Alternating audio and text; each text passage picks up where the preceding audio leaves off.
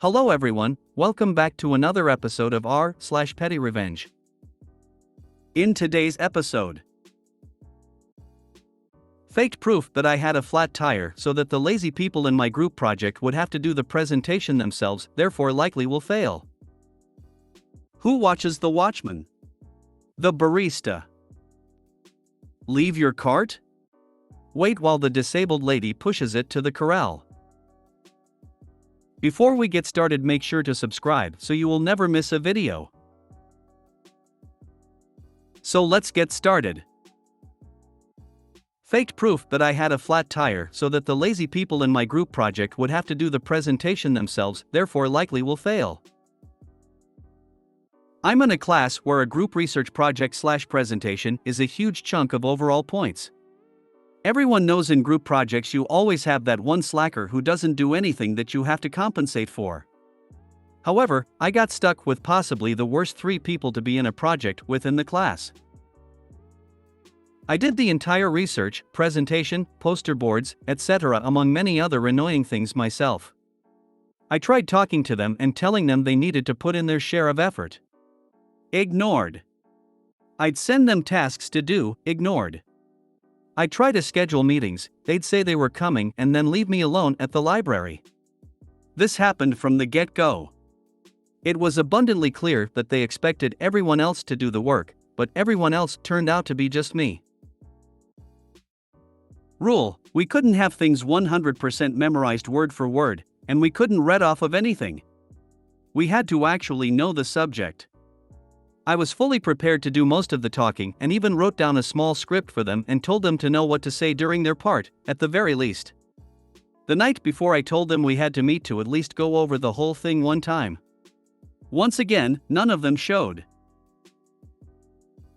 At this point I'm livid and decide they can just do it themselves, which means they'd get up there, not know a damn thing to say other than the small info I gave them, and couldn't even bullshit anything because they did no research. Thing is, if we miss without an excuse, we fail the project. If you have an excuse, you have to have documentation. I commute and live an hour away, so I decide that I'll conveniently have a flat tire right before class. Went out and actually bought a tire so I could have the receipt to prove it. Emailed the professor, who said I can present by myself during his office hours. Turns out, they completely bombed, and not only probably failed the project, but since they're bad students, might even make them fail the class. Edited to say, the professor stated at the beginning that we were not allowed to contact him about people slacking in the group, and said to work it out amongst ourselves. Said that we were adults and that he wouldn't even respond to emails about it. Had the exact opposite happen to me once. I was in a group with 2 girls and a guy. The project was done over an entire semester and presented in parts. The breakdown is we pick a country and explore birth, death, and migration rates, as well as the country's economic status and how this affects said rates. The chicks and I did our parts to the best of our ability. The dude pulled no-show moves at every turn, didn't have a sitter, didn't have a ride, etc. So, we went on without him. And we let the professor know that he had contributed nothing and we wouldn't be putting his name on our work. The professor made the guy be his own group and he had to do about 35 pages worth of work on his own, presented over 4 parts. It was satisfying. I had a group project last semester and only 2 other people, out of 7, would respond to communication or show up to meetings. We had one rehearsal the day before presentation and I was worried the 4 people didn't do their part or wouldn't show. They all showed up, with their parts ready. Turns out they just really sucked at communicating. It was a relief, but I was also annoyed that they had me so stressed, lol. This was so satisfying to read. I've only had bad partners on small projects, and it was awful, so I can only imagine what it would feel like with an important project. Did you end up presenting in his office later? Did he say anything about their attempt? You're my hero. I had a couple groups in college I would have loved to pull something like this on. Who watches the watchman? The barista. I was reminded of this incident yesterday after I ran into a state trooper I know while out running errands. Years ago, in my late teens/early 20s, I worked at an interstate travel plaza Starschmucks. We were notoriously understaffed, but they paid significantly better than minimum wage and I liked the unlimited overtime paychecks. Basically, I was there all the time. All the time. It also gave me the added benefit of not having to put up with bullshit because if they fired me, they would have had to close the store because there was no one else to work. I was bulletproof. Working at the Travel Plaza coffee shop, I got to know all the state troopers because our store policy was free coffee for in uniform LEOs. Cops love free coffee. They all loved me because I was the one giving them free coffee.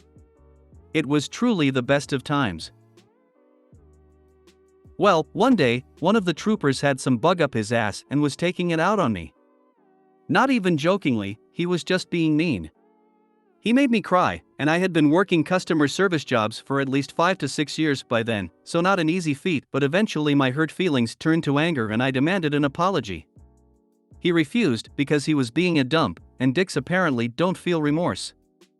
I told him if he didn't apologize, he would regret it. He said, "I'm gonna regret it? What are you going to do about it?" I stared at him like he was stupid for a few seconds while my resolve solidified and said, "I work every day. Most of them doubles. I make coffee for you and every single state trooper that comes through here.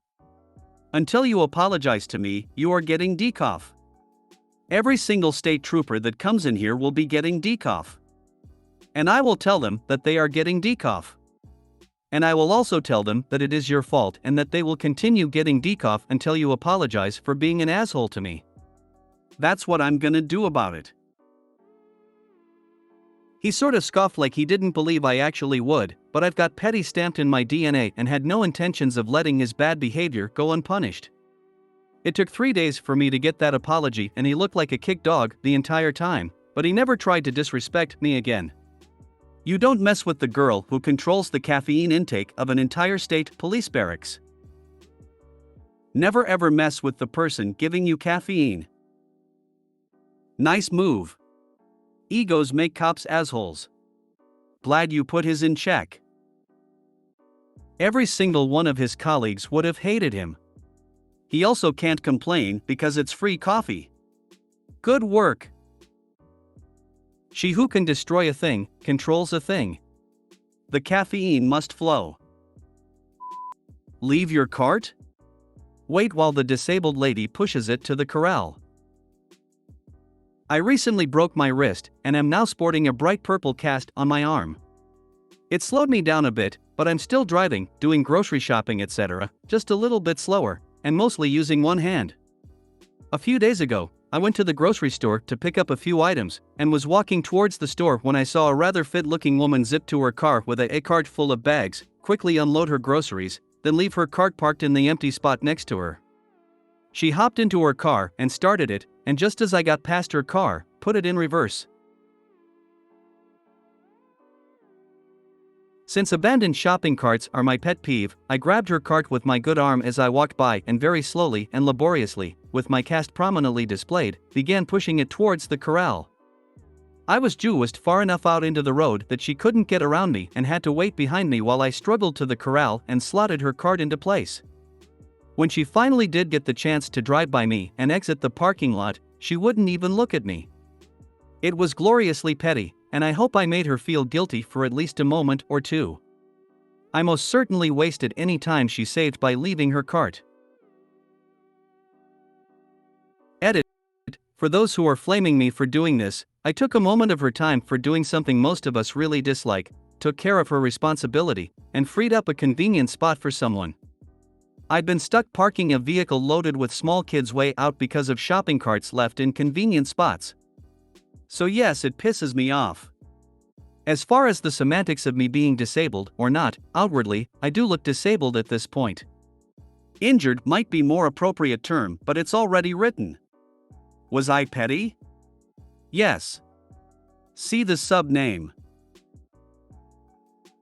Edit 2, thank you for all the lovely comments. I'm really enjoying reading them, and I'm happy to see so many of you are as pleased with my petty cart revenge as I was. I'm also enjoying your petty stories and your stories of doing nice things for people. I know my story was about someone socially irresponsible, but I truly believe there are far more kind people who go out of their way to help others than not. As for the not so lovely comments, I'm glad I irritate you folks. I'm sure you leave your carts in parking lots.